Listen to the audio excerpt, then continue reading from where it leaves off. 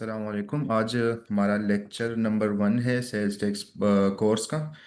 इससे पहले मैं आप लोगों के लिए एक डेमो लेक्चर भी रिकॉर्ड कर चुका हूं, जिसमें मैंने आप लोगों को कुछ बेसिक चीज़ें बताई थी सेल्स टैक्स से जो परटेन करती हैं।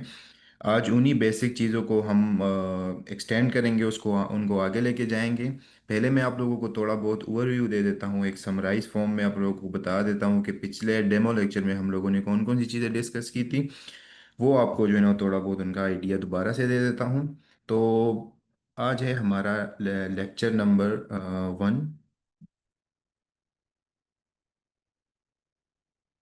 तो अब शुरू करते हैं इसको। सबसे पहले हमने डेमो लेक्चर में डिस्कस किया था कि सेल्स टैक्स किसे कहते हैं। तो उसकी मैंने आप लोगों को एक बहुत अच्छा वर्ड आप लोगों को बताया था, जिसका था कंजम्पशन टैक्स। क्या आप सेल्स टैक्स को कंजम्पशन टैक्स कह सकते हैं? इसके अलावा मैंने आप लोगों को बताया था कि सेल्स टैक्स इनडायरेक्ट है, और ये भी बताया था कि क्यों इनडायरेक्ट है और किस तरह ये वर्क कर रहा होता है। इस वीडियो में भी, लेक्चर में भी आप लोगों को जो है ना आगे चलकर मैं बताऊंगा कि ये इनडायरेक्ट कैसे है और किस तरह से पाकिस्तान में चार्ज हो रहा होता है। कि वो एक बड़ा एग्जांपल हम जो है ना वो इस लेक्चर में डिस्कस करेंगे आगे। तो इसके अलावा दूसरी चीज़ भी हमने डिस्कस की थी, एग्जांपल वगैरह इसकी। और जो पाकिस्तान में जो सिस्टम वर्क कर रहा होता है सेल्स टैक्स का, जो कि वेट की बेसिस पे कर रहा होता है, वैल्यू एडेड टैक्स, वो भी हमने डिस्कस किया था। और इस लेक्चर में आप लोगों को एक ब्रॉड एग्जांपल भी आप लोगों को दूंगा।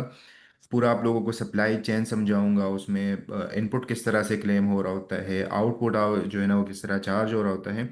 सारी चीज़ें मैं आप लोगों को जो है ना इस लेक्चर में बताऊंगा। और कुछ और भी बेसिक चीज़ें हैं सेल्स टैक्स से रिलेटेड, जो कि इस लेक्चर में हम डिस्कस करेंगे इंशाल्लाह।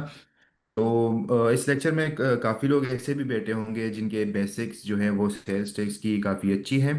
उनको एडवांस लेवल पे चीज़ें चाहिए, तो वो उनके लिए एक माजरत मैं पहले कर देता हूँ, क्योंकि इसमें काफ़ी लोग इस तरह भी बैठे हुए हैं जिनको बिल्कुल भी सेल्स टैक्स का नहीं पता। तो मैंने उनको भी अपने साथ ही लेके चलना है, बेसिक से ही सारी चीज़ें उनको समझानी है। तो बेसिक से आप लोग भी सीखें। हो सकता है इस तरह की कोई चीज़, कोई कॉन्सेप्ट हो जो कि आप लोगों से मिस हुआ हो, और आप बेसिक लेक्चर में ही उसको कवर करें। तो लेक्चर आप लोग सारी देख लें, मेरी तरफ से रिकमेंडेड है। बाकी आप लोग जो है एडवांस लेवल पे हम सीधा नहीं जा सकते, क्योंकि सबसे पहले एक बेस बनाना होता है, फिर उस चीज़ को एडवांस लेवल पे लेके जाना होता है। तो बेसिक और कॉन्सेप्ट्स आपके जो है ना वो क्लियर होने चाहिए सेल्स टैक्स के रिलेटेड। तो अब आगे मैं इसको ले चलता हूँ। मैंने आप लोगों को एक ब्रीफ एग्जांपल भी दिया हुआ था वेट का, और की कुछ कॉन्सेप्ट्स भी आप लोगों को क्लियर किए हुए थे। तो इस लेक्चर में हम जो है हमारी सारी की सारी चीज़ें वो सेल्स टैक्स एक्ट में आप लोगों को मैं दिखा रहा हूँ। सेल्स टैक्स एक्ट 1990, ये खोल के मैं आप लोगों को दिखाऊंगा कि इसको आप लोगों ने पढ़ना किस तरह है, कौन सी चीज़ आप लोग कहाँ से जो है ना वो ले सकते हैं। अपडेटेड इन्फॉर्मेशन आप लोगों के पास होनी चाहिए अगर आप एक अच्छे कंसल्टेंट बनना चाहते हैं, और सेल्स टैक्स की सर्विसेज प्रोफेशनली आप लोग बंदों को प्रोवाइड करना चाहते हैं, अपना बिजनेस है आप लोगों का, उसके लिए आप लोगों को ये नॉलेज चाहिए। तो आप लोगों को लेटेस्ट नॉलेज लाजमी होना ज़रूरी है। अगर आपको लॉ का लेटेस्ट लॉ का ना पता हो कि इस पे कौन सी रेट लग रही है, कौन सी विथ होल्डिंग रूल्स लग रहे हैं, किस तरीके से मैंने इसको ट्रीट करना है, तो आप लोगों के जो है ना वो कंप्लायंस में इशू आएगा, जिसमें पेनल्टीज भी आपको चार्ज हो सकती हैं, लिटिगेशन साइड भी जा सकते हैं। तो ये अब काफ़ी मुश्किलात आप लोगों के लिए आ सकती हैं। तो सबसे और इम्पोर्टेंट चीज़ जो है सेल्स टैक्स में वो आपका लॉ है, कि लॉ पे आप लोगों का ग्रिप होना चाहिए। आप लोगों को ग्रिप मतलब इस तरह नहीं कि आप लोग प्रोफेशनल लेवल पे जाएं, एक बड़े लेवल पे उसको देखें, इस तरह नहीं। आप लोगों को बेसिक कॉन्सेप्ट्स का जो है ना वो पता होना चाहिए कि बेसिक कॉन्सेप्ट्स क्या हैं लॉ की, डेफिनेशन मुझे कहाँ से मिलेंगी, मुझे रेट्स कहाँ से देखने हैं, मुझे एग्जाम सप्लाईज कहाँ से देखने हैं, मुझे जीरो रेटेड कहाँ से देखने हैं, इनपुट आउटपुट किसे कहते हैं, इनवाइस के लिए कौन कौन सी चीज़ें ज़रूरी हैं। तो ये सारी चीज़ें आप लोगों को पता होनी चाहिए। अब आगे चलकर मैं आप लोगों को लॉ से भी थोड़े बहुत चीज़ें दिखाऊंगा, बेसिक चीज़ें दिखाऊंगा, एडवांस लेवल पे बिल्कुल भी नहीं लेके जा रहा है इसको। इसके अलावा आप लोगों को मैंने बताया था कि कुछ स्टैंडर्ड रेट होते हैं, जीरो रेट होते हैं, एग्जाम्प्ट होते हैं। ये हम लॉ से भी देखेंगे कि ये किस तरह से जो है ना वो वहाँ पे डेफिनेशन इसके दिए हुए हैं। फिर इसके कुछ की लॉज एंड सेक्शन भी आप लोगों को बताए थे, जिसमें चार्जेबिलिटी का सेक्शन था, और जीरो रेटेड का था, एग्जाम्प्ट सप्लाईज का था। इसके अलावा प्रोविंशियल रेट्स भी मैंने आप लोगों को बताए थे। ये बेसिक लेक्चर की मैं आप लोगों को समरी बता रहा हूँ। तो अब जो है ना वो शुरू करते हैं अपना ये वाला लेक्चर। तो ये है हमारा लेक्चर नंबर 1, जिसमें हमने जो है ना वो बेसिक चीज़ों को थोड़ा सा एडवांस लेवल पे लेके जाना है। सबसे पहले मैंने आप लोगों को बताया था कि सेल्स टैक्स एक इनडायरेक्ट टैक्स है। पाकिस्तान में जो टैक्स के किस्में हैं वो दो किस्म है, डायरेक्ट और इनडायरेक्ट। अब डायरेक्ट टैक्स में आ जाता है इनकम टैक्स। अब इसको डायरेक्ट किस वजह से कहते हैं? डायरेक्ट इसको इस वजह से कहते हैं क्योंकि ये डायरेक्टली आपके इनकम पे लग रहा होता है। तो ये इस वजह से डायरेक्ट टैक्स है। इनडायरेक्ट टैक्स में सेल्स टैक्स आप लोगों के पास आ जाता है, जो कि इनडायरेक्टली हुकूमत चार्ज कर रहा होता है और इनडायरेक्टली जो है पेयर उसको हुकूमत को पे कर रहा होता है। अब आगे इसको हम लेके चलते हैं चार्जेबिलिटी सेक्शन की तरफ। तो अब सेक्शंस हमें कहाँ से मिलेंगे? मैंने आप लोगों को डेमो लेक्चर में भी बताया था, एक और दफ़ा भी आप लोगों को बता देता हूँ। आप लोगों ने BR के साइट पे आना है।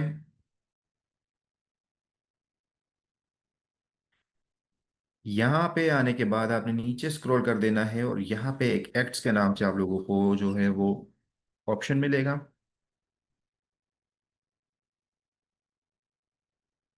एक्ट्स पे आप लोग क्लिक करेंगे तो आप लोगों को यहाँ पे एक सेल्स टैक्स एक्ट के नाम से एक ऑप्शन मिलेगा, जिस पे आप क्लिक करेंगे तो आप लोगों के पास सेल्स टैक्स एक्ट वाली ऑप्शन ओपन हो जाएगी, जिसमें आप लोग पुराने भी देख सकते हैं। लेकिन अगर आपने लेटेस्ट वाला देखना है तो ये वाला सबसे ऊपर जो आ रहा होता है पहले नंबर पे, ये सबसे लेटेस्ट चल रहा होता है। तो इसी को हम लोग जो है ना वो खोल लेते हैं।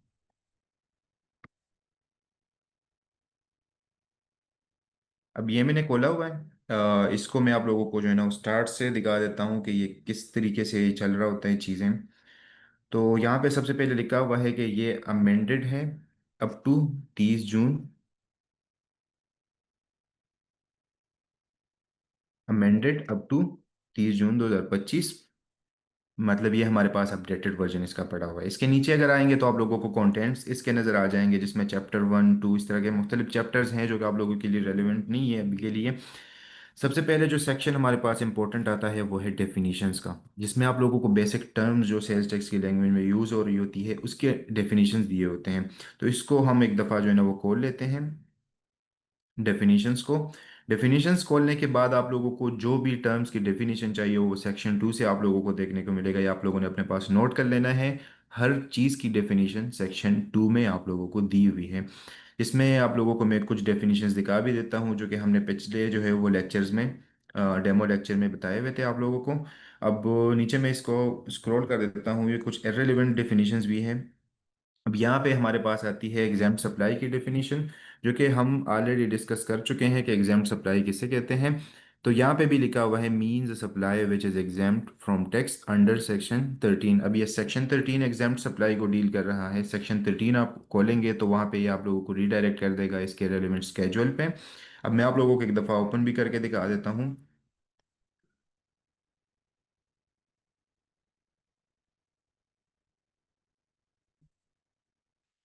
अब यहाँ पे ये मैंने ओपन कर लिया। अब मैं सीधा चला जाता हूँ सेक्शन नंबर 13 पे। एग्जाम्शन के नाम से सेक्शन है। अब ये मैंने खोल लिया है सेक्शन नंबर 13 एग्जाम्शन। अब यहाँ पे आप लोगों को बताया हुआ है कि goods specified in sixth schedule shall subject to such condition be exempt from tax. जो गुड्स हमें लॉ ने बताए हुए हैं सेक्स कैजुअल में, वो एग्जाम्प्ट होंगे टैक्स से। इस एक्ट के अंडर वो टैक्स से एग्जाम्प्ट होंगे वो गुड्स जो कि हमें सेक्स कैजुअल में बताया हुआ। गुड्स का लफ्ज़ यहाँ पे क्यों आ रहा है ये भी आप लोगों को मैंने पहले बताया था कि दो चीज़ें हैं, एक गुड्स हमारे पास आती हैं और एक सर्विसेज आ रही होती हैं। अब गुड्स को ABR देख रहा है खुद, और सर्विसेज को जो PRAs आप उसे कह सकते हैं, प्रोविंशियल रेवेन्यू अथॉरिटीज़, वो डील कर रही होती हैं। प्रोविंशियल की अपनी अपनी जो है ना वो एक्ट्स बनी हुई है हर एक की। इस्लामाबाद की अपनी है ICT के नाम से, KPRA की अपनी है। ये मैंने आप लोगों को कोर्स में भी बताया था कि यहाँ पे गुड्स जो है नेशन वाइड जब भी सेल होंगी वो FBR के अंडर आएगी, और उसका रेट जो स्टैंडर्ड रेट होगा वो 18% होगा। इसके अलावा पंजाब, सिंध, ICT, खैबर पख्तूनख्वा, बलूचिस्तान, इसमें जो भी सर्विसेज प्रोवाइड होंगी वो इनके अपने अपने जुरिस्डिक्शन में उसके अपने हिसाब से उसका अपना एक्ट लग रहा होगा। मिसाल के तौर पे पंजाब में सर्विसेज प्रोवाइड हो रहे हैं तो वो PRA के अंडर आएंगे और उसका स्टैंडर्ड रेट 16% है, अभी जो लेटेस्ट चल रहे हैं। इसके अलावा सिंध में अगर कोई सर्विस प्रोवाइड कर रहा है तो वो SRB के अंडर आएंगी और उसका स्टैंडर्ड रेट होगा 15%। इसके अलावा आईसीटी इस्लामाबाद में कोई बंदा सर्विसेज प्रोवाइड कर रहा है तो वो एफबीआर के अंडर आएंगी, और उसको आईसीटी एक्ट जो है वो डील कर रहा होगा, 15% उस पर चार्ज हो रहा होगा। इसके अलावा खैबर पख्तूनख्वा में कोई बंदा प्रोवाइड कर रहा है सर्विसेज तो वो केपीआर है, खैबर पख्तूनख्वा रेवेन्यू अथॉरिटी के अंडर आएंगी, और इसका जो स्टैंडर्ड रेट होगा वो 15% होगा। ये टेबल हम ऑलरेडी डिस्कस कर चुके हैं। तो एग्जेम्प्ट सप्लाईज में वो आती हैं जिस पे टैक्स बिल्कुल लग ही नहीं रहा होता। तो अब इसको हम आगे लेके चलते हैं इस चीज़ को। यहाँ पे गुड्स की भी डेफिनेशन आप लोगों को दी हुई है लॉ ने, कि गुड्स में हर काइंड ऑफ मूवेबल प्रॉपर्टी आती है। जो प्रॉपर्टी मूव हो सकती है एक जगह से दूसरी जगह, वो गुड्स की डेफिनेशन में फॉल करेंगी। लेकिन यहाँ पे कुछ एग्जेम्पशंस एक्सक्लूजन्स भी दी हुई है कि इसमें एक्शनेबल क्लेम्स नहीं आएंगे, मनी नहीं आएगी, इसमें स्टॉक्स, शेयर्स और सिक्योरिटीज़ ये गुड्स में नहीं आएंगी। इसके अलावा जो भी चीज़ें होंगी वो गुड्स के अंडर काउंट होंगी, और उस पर सेल्स टैक्स एक्ट 1990 लग रहा होगा, और उनका स्टैंडर्ड रेट होगा 18%। इसके अलावा रिड्यूस रेट पे भी कुछ कुछ चीज़ें होती है, इसके अलावा जीरो रेटेड पे भी चीज़ें होती हैं, एग्जेम्प्ट भी होती हैं, स्टैंडर्ड रेट भी होती है। तो ये चार किस्म की जो है ना वो यहाँ पे टैक्सेस लग रहे होते हैं। इसको हम नीचे स्क्रॉल कर लेते हैं, और यहाँ पे आप लोगों को एक डेफिनेशन और भी दिया हुआ है जो कि हम ऑलरेडी डिस्कस कर चुके हैं इनपुट टैक्स के नाम से। अब इनपुट टैक्स यहाँ पे लॉ के लैंग्वेज में टैक्स चार्ज लेविट का मतलब charge under this act on sale supply, मतलब sales of goods to the person. जिस बंदे को सेल्स हुई है उस बंदे से जो चार्ज हुआ है उस बंदे से, वो उसका इनपुट टैक्स होगा। अब इसको नीचे हम लेके चलते हैं, इनपुट टैक्स का ये डिफिनीशन आ गया। इसके अलावा मैन्युफैक्चरर की भी डिफिनीशन आप लोगों को दिए हुए हैं, काफ़ी ज़्यादा जो है ना वो चीज़ें यहाँ पे दी हुई हैं, जिसको आप रेलिवेंट जो भी आप लोगों के लिए है वो इस सेक्शन में आप लोग आके चेक कर सकते हैं। अब यहाँ पे एक और डेफिनीशन है आउटपुट टैक्स का। आउटपुट टैक्स कैसे कहते हैं? Tax charge by the person, जो बंदा सेल कर रहा है, सेल्स ऑफ गुड्स, उस पर्सन जो टैक्स चार्ज कर रहा है। मिसाल के तौर पे अब ए है हमारे पास सेलर, और बी है हमारे पास बायर। इसने कोई चीज़ बेची बी को, और उस पे 18% टैक्स चार्ज किया। तो इसने चार्ज किया सेलर ने बायर को, तो सेलर का ये हो गया आउटपुट टैक्स, ये उसका होगा आउटपुट टैक्स। और बायर के लिए ये 18% होगा उसका इनपुट टैक्स। तो ये सिस्टम इस तरीके से वर्क कर रहा होता है। अब इसको मैं नीचे ले चलता हूँ। अब यहाँ पे एक ब्रॉड डेफिनेशन है, ऐसा वर्ड है जो कि लॉ में आप लोगों को बार बार देखने को मिलेगा। लॉ जब किसी को मुखातिब करके बोल रहा होता है, सबको मुखातिब करके बोल रहा होता है, तो उसके लिए एक लफ्ज़ यूज़ करता है पर्सन का।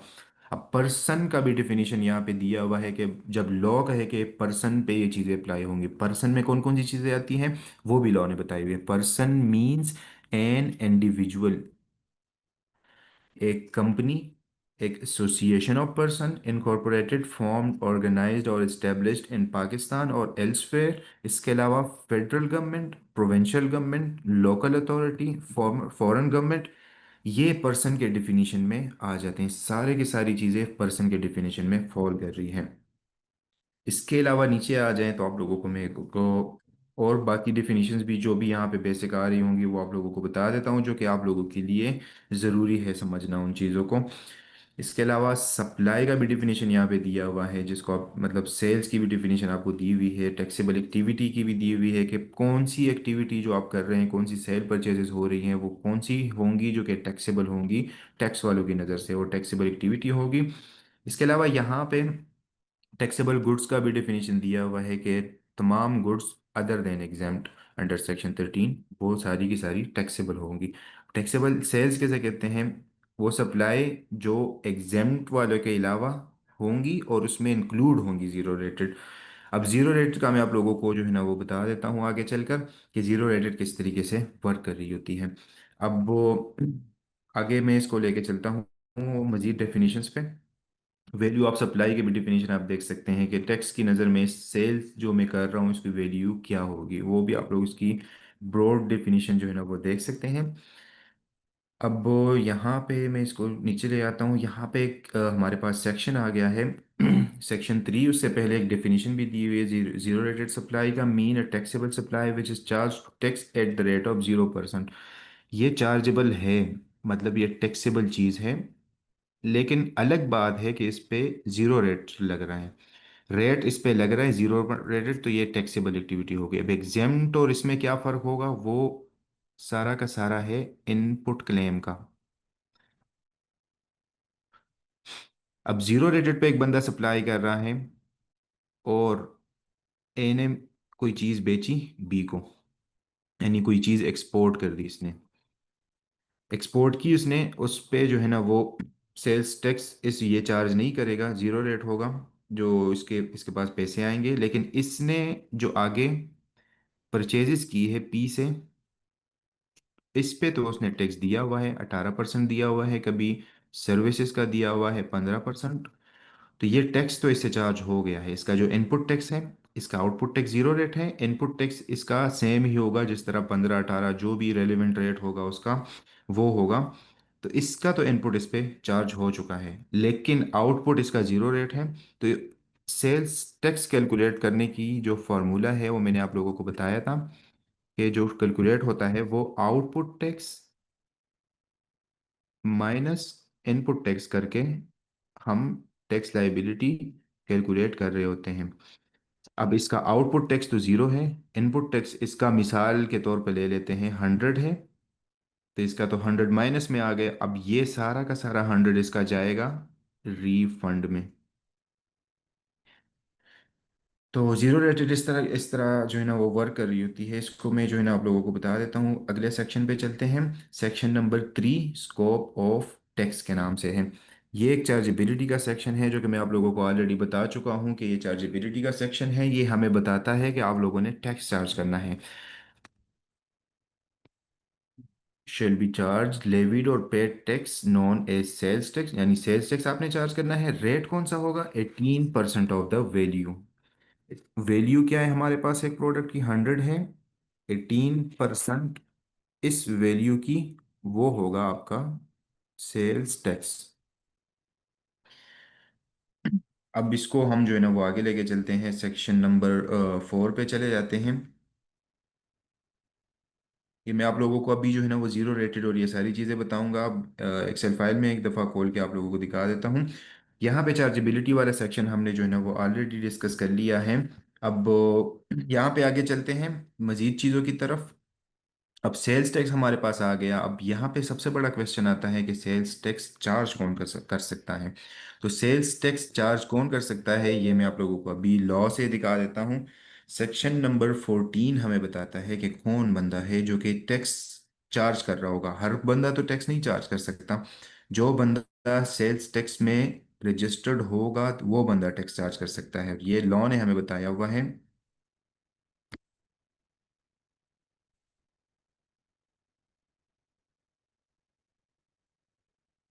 अब रजिस्ट्रेशन वाला सेक्शन आ गया हमारे पास। 14 सेक्शन है ये।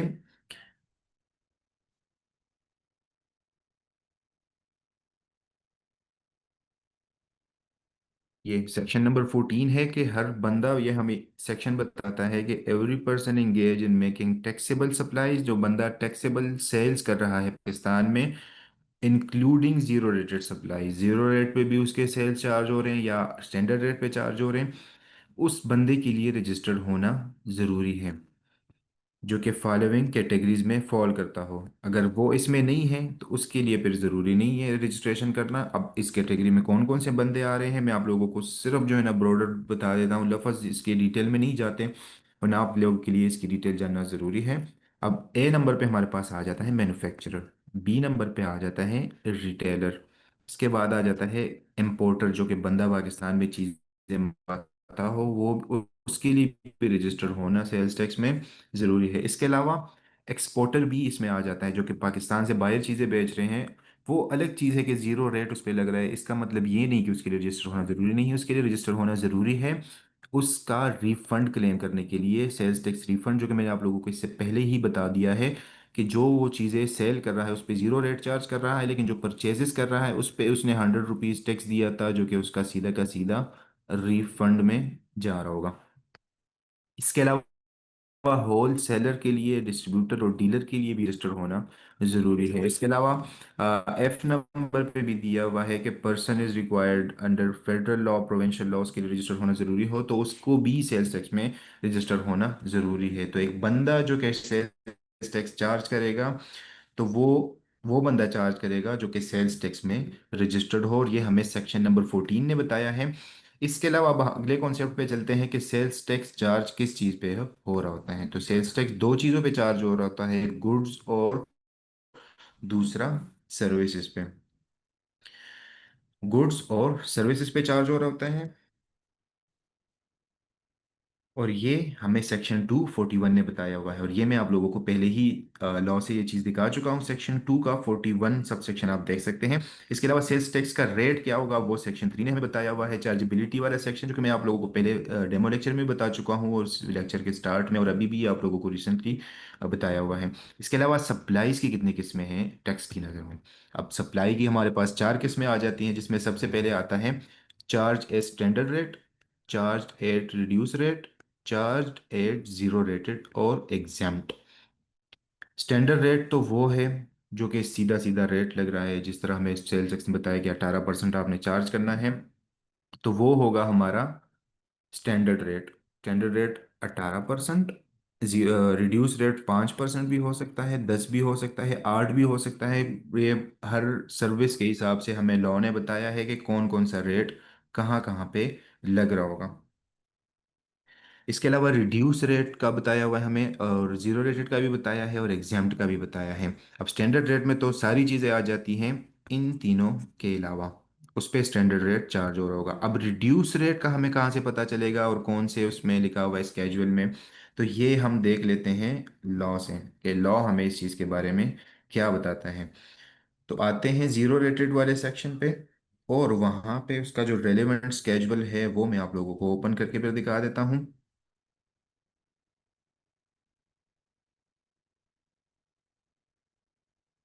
ये आगे हम जीरो रेटेड पे।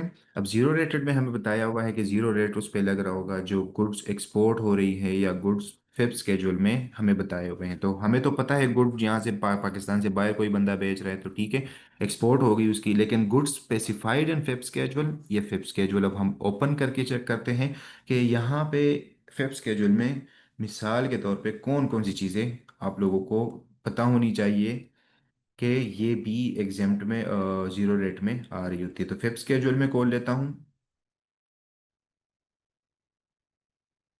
ये हो गया हमारा fifth number schedule. Fifth schedule में नीचे हम आते हैं तो आप देख सकते हैं supply to diplomats, diplomat mission, और ये सारी आ जाती हैं। इसके अलावा supply of raw material, manufacture of goods in the export processing zone. इसके अलावा काफ़ी और चीज़ें भी हैं इसमें, इसकी पूरी की पूरी लिस्ट आप लोगों को यहाँ पे दी हुई है फिफ्थ स्केड्यूल में, जो कि जीरो रेट पे चार्ज हो रही होती है टैक्स को। तो ये zero rated supply fifth schedule से आप लोगों को मिलेगी। अब एग्जाम्प्ट सप्लाई पे भी आ जाते हैं कि एग्जाम्प्ट हमें कहाँ से मिलेगी। तो एग्जाम्प्ट सप्लाई का उसके रेलिवेंट सेक्शन में हमें बताया हुआ है।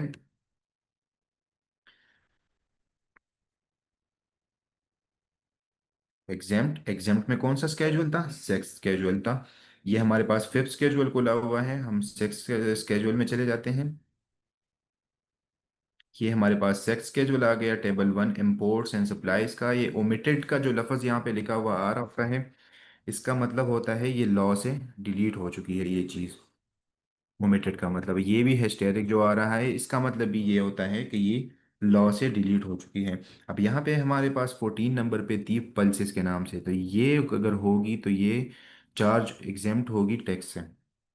इसको हम नीचे लेके चलते हैं, और भी कौन कौन सी चीज़ें आ रही है एग्जाम्प्ट में। तो ये रेड चिलीज और टर्मेरिक राइस वगैरह, रिस्पेक्टिव हेडिंग में आप इसको चेक कर सकते हैं, लिखा हुआ है होली कुरान, न्यूज़ प्रिंट, ये सारी चीज़ें, मॉनेटरी गोल्ड भी इसमें आ जाता है। तो ये सारी की सारी चीज़ें होंगी एग्जेम्प्ट फ्रॉम टैक्स। इसके अलावा हम चलते हैं अब एक और कॉन्सेप्ट पे। जीरो रेटेड भी मैंने आप लोगों को दिखा दिया किस तरह से आप लोगों ने देखना है कौन कौन सी चीज़ें ऐसी हैं जिस पे जीरो रेट लग रहा है, कौन सी चीज़ें एग्जाम्प्ट है। इसके अलावा हम आ जाते हैं रिड्यूस रेट वाले पे। रिड्यूस रेट वाले भी आप लोगों को यहाँ पे स्केजुअल जो है वो दिया हुआ है।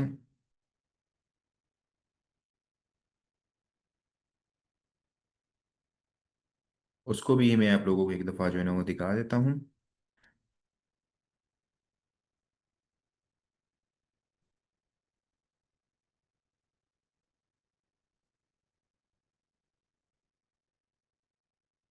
11 स्केजुअल यहाँ पे आ रहे हैं। 11 स्केजुअल टेक्स्ट, इसको हम एक दफ़ा चेक कर लेते हैं।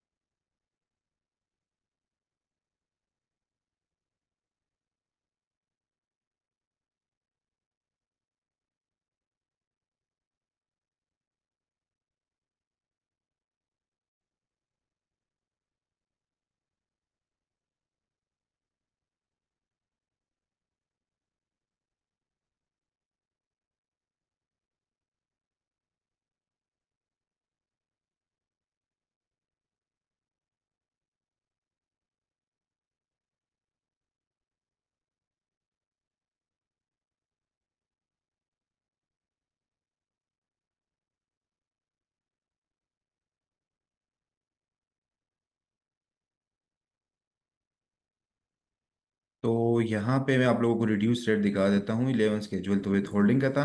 8 नंबर जो स्केजुअल हमारे पास आ रहा है वो है रिड्यूस रेट का। 8 नंबर स्केजुअल हम खोल लेते हैं। 8 नंबर स्केजुअल का पेज हम पहले चेक कर लेते हैं किस पेज पे आ रहे हैं।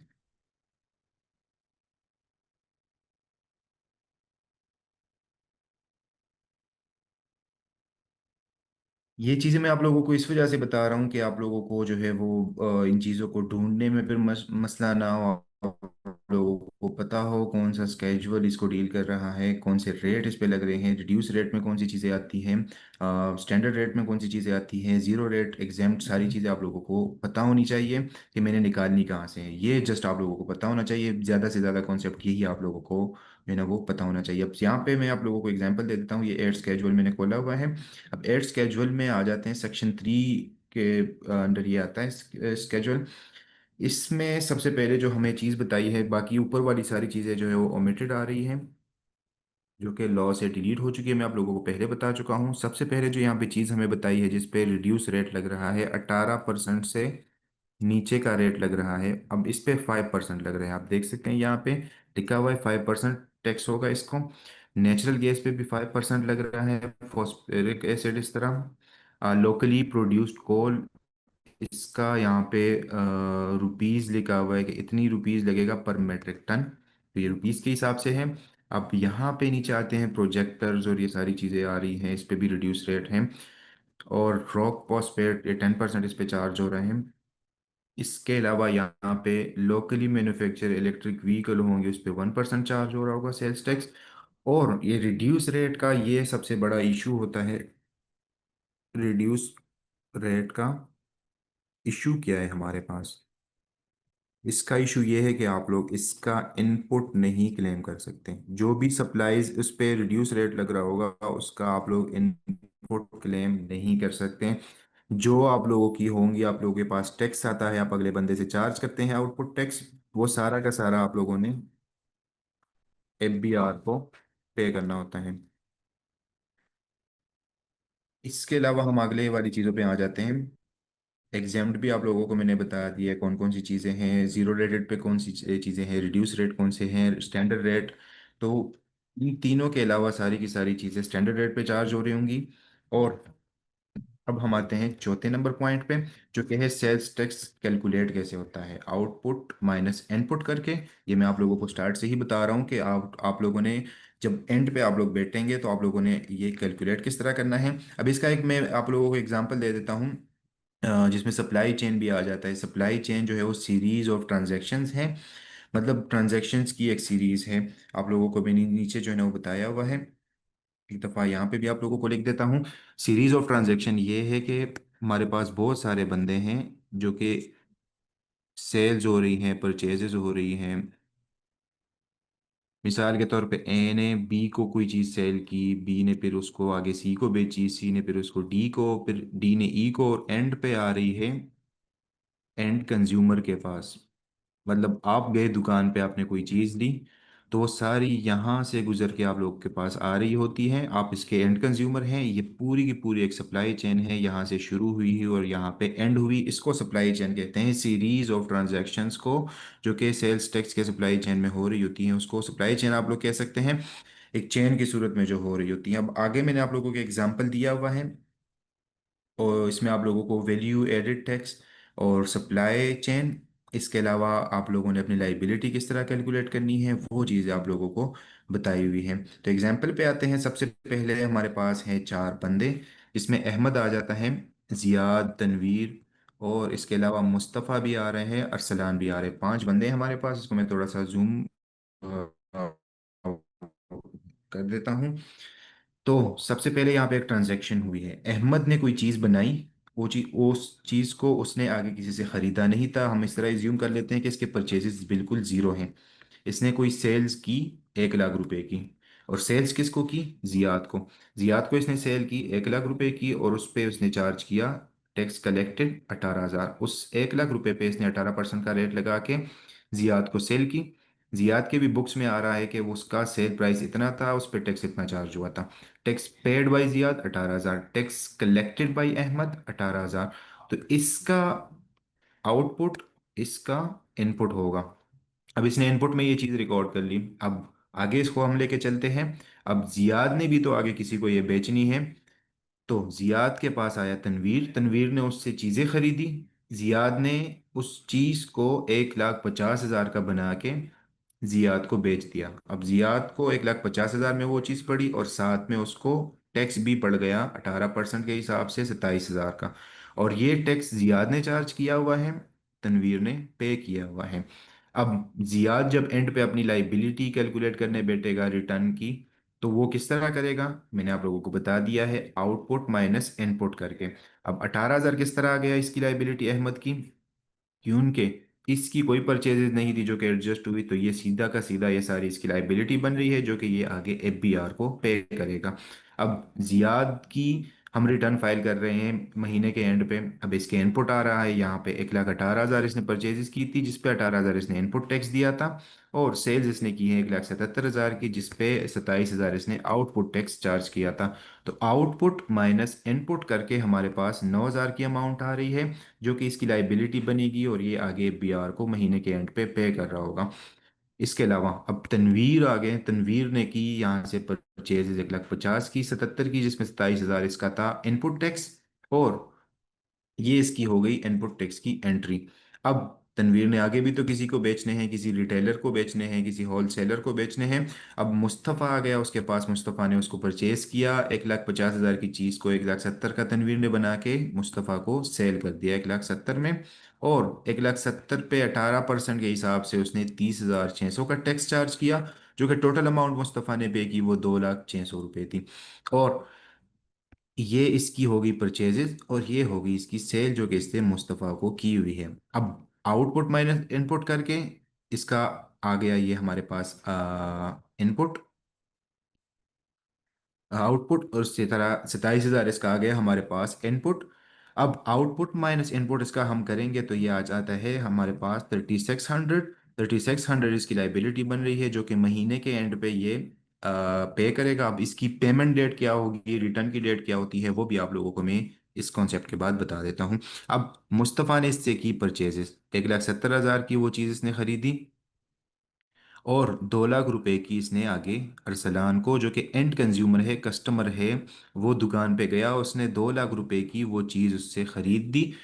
2 लाख रुपए पे मुस्तफ़ा ने 36,000 का उस पर टैक्स लगा के 2,36,000 का बना के उसको बेचा। अब ये आ गई उसकी परचेजेस अरसलान की और मुस्तफ़ा की सेल्स। अब मुस्तफ़ा रिटर्न करने बैठा हुआ है एंड महीने पे, महीने ख़त्म होने के बाद रिटर्न अपना सबमिट कर रहा है, तो वो अपनी लाइबिलिटी कैलकुलेट कर रहा है। लाइबिलिटी किस तरह कैलकुलेट करनी है? आउटपुट माइनस इनपुट करके, जो कि इसकी आ रही है 5,400।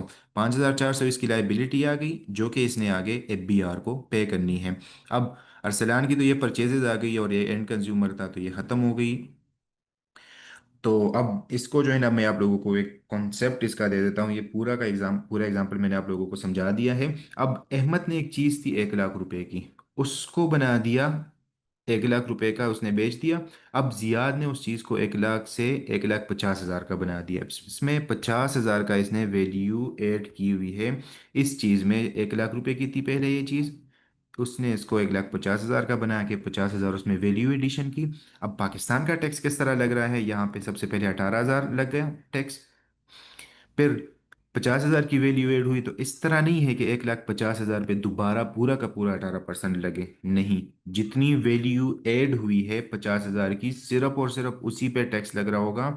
बाकी इनपुट एडजस्टमेंट हो के ही इस तरह की ये कैलकुलेशन आ रही होगी। अब वैल्यू एडेड पे कितना बन रहा है, 18% के हिसाब से 9,000 टैक्स इसका बन रहे हैं। अब आगे बंदे तनवीर ने उसमें की 20,000 की वैल्यू एड, उसका टैक्स बना 3,600 वैल्यू एडिशन पे। फिर आगे इस पे मुस्तफ़ा ने वैल्यू एडिशन की 30,000 की, और 54,000 रुपये वैल्यू एडेड टैक्स बना उसका। अब ये वाला और आउटपुट माइनस इनपुट मेथड से दोनों का सेम ही कैलकुलेशन आ रहा है, आप लोग देख सकते हैं। अगर सिर्फ हम वैल्यू एडेड वाली अमाउंट पे टैक्स लगाएं, उसके बाद हम अपनी लाइबिलिटी जिस तरह हमें टैक्स वालों ने बताई है कैलकुलेट करनी है, तो हमारे दोनों के अमाउंट्स जो हैं वो सेम आ जाते हैं। तो ये मैंने आप लोगों को कोई बेसिक कॉन्सेप्ट दिया, सारा पूरा सप्लाई चेन आप लोगों को समझा दिया। इंशाल्लाह अगले लेक्चर में आप लोगों को मैं रिटर्न ओपन करके दिखाऊंगा।